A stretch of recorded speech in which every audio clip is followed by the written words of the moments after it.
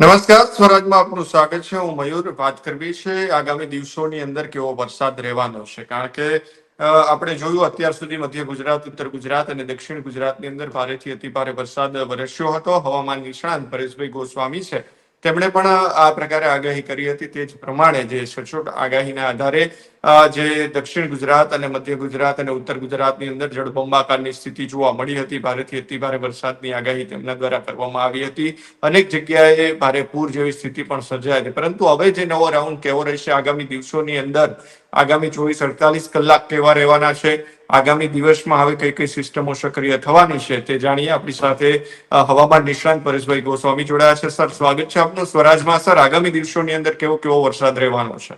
પહેલા તો હું આપને એ જણાવી દઉં, જેવી રીતે અરબ સાગર સક્રિય થયો, મોન્સૂન ઓફશોર ટ્રફ છે એ પોઝિટિવ ફેઝમાં આવ્યો, બંગાળની ખાડીમાં સિસ્ટમ બની, એક ટ્રફ લાઇન બની અને એમાં પણ સાથે સાથે એક વેસ્ટર્ન ડિસ્ટર્બન્સ.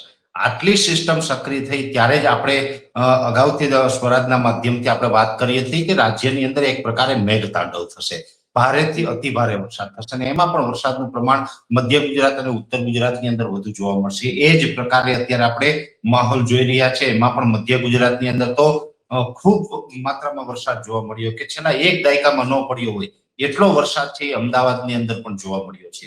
એટલે આ જે વરસાદ વધુ પડ્યો છે એનું કારણ હતું કે જે આ બંગાળની ખાડીની સિસ્ટમ હતી એ દક્ષિણ રાજસ્થાન સુધી આવી. જોકે આ સિસ્ટમ હજુ પણ ઘણા લોકોને કદાચ એવું છે કે સિસ્ટમ ગુજરાત ઉપર આવીને વરસાદ પડ્યો. ગુજરાત ઉપર સિસ્ટમ આવી જ નથી. સિસ્ટમ હતી એ તો દક્ષિણ રાજસ્થાન ઉપર હતી.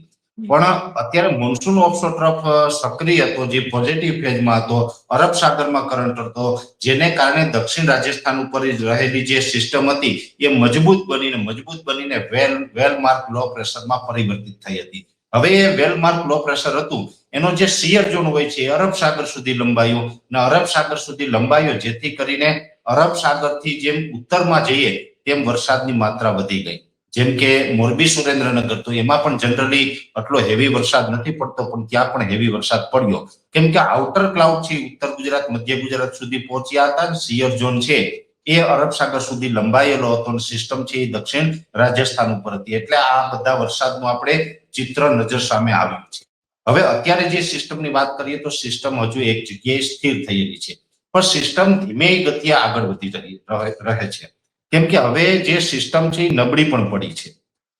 વેલમાર્ક લો પ્રેશર હતું, અત્યારે લો પ્રેશરમાં તબદીલ થયું છે અને હવે સિસ્ટમ છે ધીમી ગતિએ આગળ ચાલશે, એટલે ઉત્તર પશ્ચિમ દિશામાં મુખ્યત્વે ચાલશે. એટલે રાજસ્થાનના ભાગો ઉપર થઈ અને પાકિસ્તાન તરફ આ સિસ્ટમ આગળ વધે તેવી શક્યતાઓ છે. પણ આ સિસ્ટમ પાકિસ્તાન પહોંચે ત્યાં સુધીમાં તો ઘણી બધી નબળી પડી જવાની છે.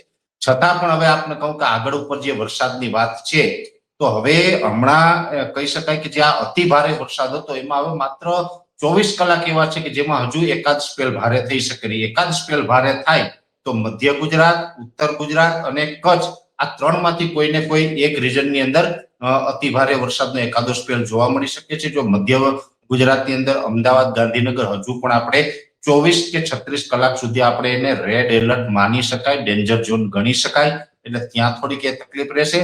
કચ્છનો જે પૂર્વ ભાગ છે, ખાસ કરીને વાગડ વિસ્તાર, જેને આપણે રાપર તાલુકો કહીએ છીએ, વાગડ માટે તો આમ કહેવાય છે કે વરસાદ પડે તો પડે, નકર જનરલી વાગડ કચ્છ છે ને તો સૂકો વિસ્તાર છે, વરસાદ જનરલી ઓછો પડતો હોય છે. એટલે જ આપણી એક કહેવત છે કે શિયાળે સોરઠ ભલો, ઉનાળે ભલો ગુજરાત, વર્ષે તો વાગડ ભલો ને કચડો બારે માસ. વર્ષે તો વાગડ ભલો, એ તો વર્ષે નહીતર ના વર્ષે. એટલે એવું છે. પણ આ વર્ષે એ વર્ષે છે. અત્યારે પણ સારો વરસાદ ત્યાં વાગડમાં પડ્યો. વાગડ એટલે રાપર તાલુકો ને એમાં હજુ પણ આવનારા 24 કે 36 કલાક દરમિયાન એકાદ સ્પેલ છે એ ભારે થાય તેવી શક્યતાઓ અમને લાગી રહી છે. એ પછી પાટણ, મહેસાણાના પશ્ચિમ ભાગો અને વાવ-થરાદ જિલ્લો, આ જે 3 જિલ્લા એવા છે એમાં પણ હજુ થોડોક સામાન્ય કરતા વધુ વરસાદ આવનારા 24 થી 36 કલાક દરમિયાન નોંધાય તેવી શક્યતાઓ દેખાઈ રહી છે. એટલે હવે આપણે જે ખતરો હતો, આમ તો જે અત્યાર સુધી જે વધારે વરસાદ પડ્યો એ ખતરો થોડોક ઘટ્યો છે, ટળ્યો નથી. ખતરો ઘટ્યો છે, ટળ્યો નથી. પણ હજી આટલા મેં નામ આપ્યા છે એટલા સેન્ટરની અંદર સામાન્ય કરતા વધુ વરસાદની સંભાવનાઓ છે. ત્યાર પછી ધીમે ધીમે 24 કે 36 કલાક પછી વરસાદની તીવ્રતા ખૂબ ઘટી જશે. દક્ષિણ ગુજરાત છે તો હવે ભારે વરસાદની તીવ્રતા વાળા જે વિસ્તાર હતા એમાંથી બહાર આવી ગયું છે, એને હવે બહુ ખતરો નથી. એમ સૌરાષ્ટ્રને પણ હવે બહુ ખતરો નથી. પણ મધ્ય ગુજરાત ને ઉત્તર ગુજરાતના અમુક જિલ્લા અને કચ્છના પૂર્વ ભાગ છે એમાં હજુ પણ સામાન્ય કરતા વધારે વરસાદ પડશે અને એ પછી 36 કલાક પછી સિસ્ટમ થોડીક આગળ નીકળશે તો એનો મતલબ એવો નથી કે વરસાદ બિલકુલ બંધ થવાનો છે. એ સિસ્ટમ આગળ નીકળશે એટલે વરસાદની તીવ્રતા ઘટી જશે, વરસાદના વિસ્તાર ઘટી જશે, પણ છૂટાછવાયા હળવાથી મધ્યમ વરસાદ છે એ ચાલુ જ રહેવાના છે. એ 31 તારીખ સુધી ચાલુ રહેશે અને એ પછી આમ તો 31 તારીખ વરસાદ ત્યાં સુધી ચાલુ રહે તેનો મતલબ એવો નથી સમજવાનો કે 1 તારીખથી પછી આપણે વાતાવરણ ખુલ્લું થઈ જશે, વરસાદ બ્રેક લેશે. એનું કારણ છે કે હજુ તો આ સિસ્ટમ ગુજરાતને અસર કરી રહી છે, હજુ આ સિસ્ટમ ગુજરાતથી દૂર નથી ગઈ.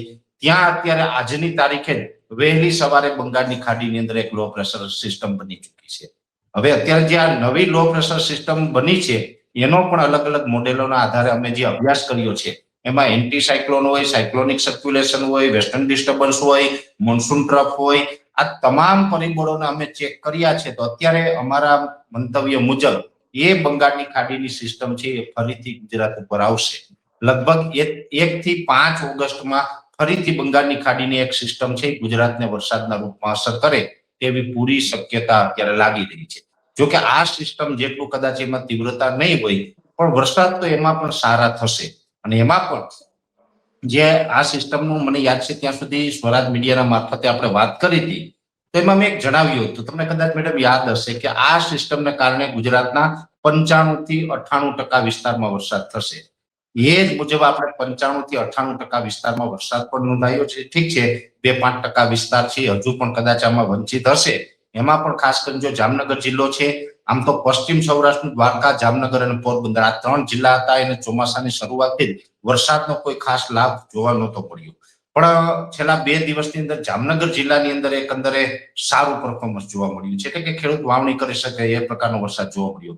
પોરબંદરમાં પણ હજુ વરસાદની ઘટ ચોક્કસથી છે, છતાં પણ હળવા સામાન્ય એકંદરે સારા વરસાદ ત્યાં પણ નોંધાયા છે. દ્વારકા જિલ્લો છે એ સૌથી અત્યારે ખરાબ પરિસ્થિતિમાં ગણી શકાય. જો ગુજરાતની અંદર 2 જિલ્લા એવા છે અને બંનેની રાશિ એક છે અને બંને શરૂઆતથી નબળા છે, દાહોદ અને દ્વારકા.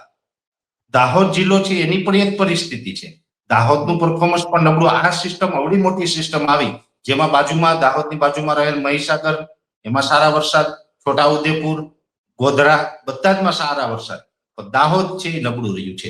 એટલે પૂર્વથી પશ્ચિમ બંનેની દિશા પણ એ રીતની છે, એક એકદમ રાજ્યના પૂર્વમાં દાહોદ અને દ્વારકા છે એકદમ પશ્ચિમમાં.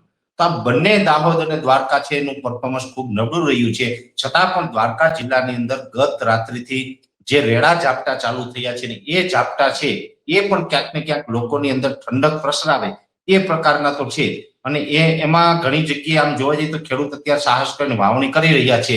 પણ મારું તો એવું માનવું છે કે પૂરો વરસાદ ન થાય ત્યાં સુધી ખેડૂતે વાવણી ન કરવી જોઈએ. છતાં પણ અત્યારે ખેડૂત સાહસ કરી રહ્યા છે અને ઘણા વિસ્તાર એવા પણ છે દ્વારકાના અમુક ગ્રામ્ય વિસ્તાર કે જેમાં સારો વરસાદ વાવણી લાયક જ છે, એમાં કોઈ ચિંતા નથી. અમુક વિસ્તારમાં હજુ અડધાથી લઈ અને 1-1.5 ઇંચ સુધીનો વરસાદ છે.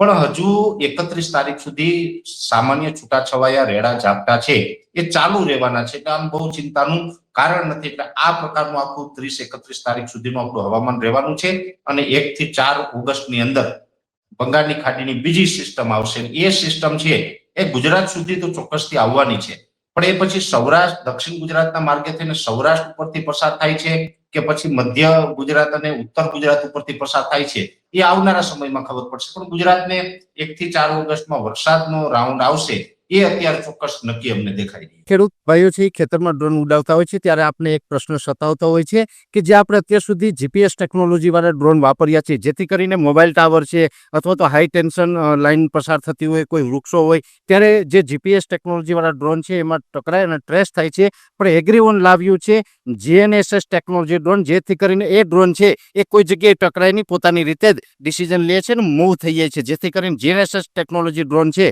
એ વાપરવાનો આગ્રહ રાખો.